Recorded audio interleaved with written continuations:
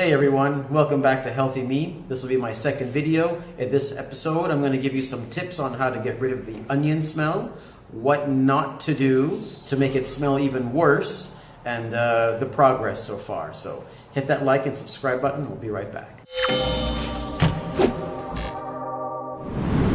Okay everyone, so I've been applying this onion solution on my hair for about 4 days now. I'm seeing a little bit of results or progress on this one side of my hair. Not sure if you can see it, but there's some small hairs growing in here in this spot right here. That's about it so far. Also, a quick tip is if you're going to go swimming in a swimming pool that's chlorinated, it really amplifies the onion smell, and so the smell will be pretty bad.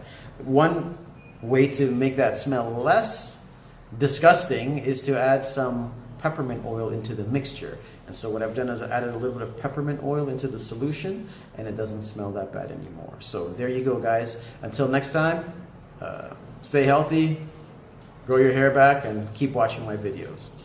So don't forget to like and subscribe. Cheers. See ya.